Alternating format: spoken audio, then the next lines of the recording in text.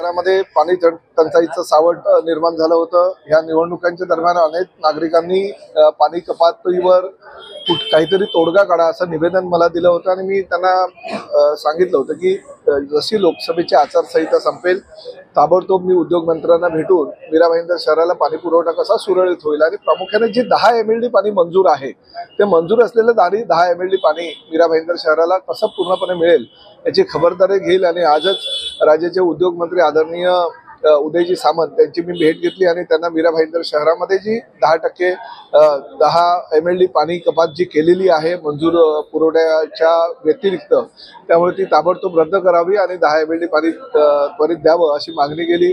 उदय सामंत साहेबांनी जे MIDCचे CE आहेत श्री चव्हाण यांना ताबडतोब दूरध्वनी केला आणि त्यांनी मीरा भाईंदर शहरातील पाणी टंचाईवर तोडगा काढायला सांगितला आणि जे मंजूर असलेलं 10 MLD पाणी आहे ते ताबडतोब टप्प्याटप्प्याने देण्याचे आदेश दिलेत।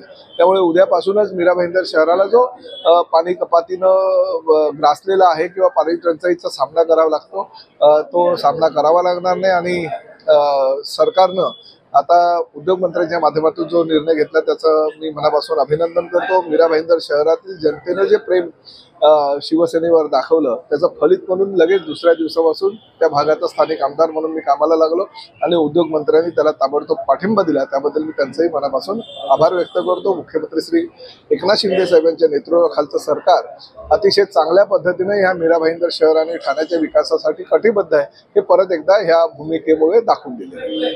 विधिमंडळातील माझे ज्येष्ठ सहकारी सरनाईक साहेबांनी त्यांच्या मतदारसंघातील मीरा भाईंदर या परिसरातील पाणी वाढवण्याचं जे निवेदन दिलंय त्या संदर्भात तातडीनं बैठक घेऊन हे पाणी वाढवण्याचा निर्णय आजच आमच्या विभागानं घेतलेला आहे। आज शटडाऊन असल्यामुळं उद्या किंवा परवापासून याची अंमलबजावणी केली जाईल आणि पाणी टंचाई होणार नाही आणि उद्योजकांना देखील पाणी कमी पडणार नाही याची दक्षता मीरा भाईंदरमध्ये 100% घेण्याचा निर्णय आज मी घेतलेला आहे।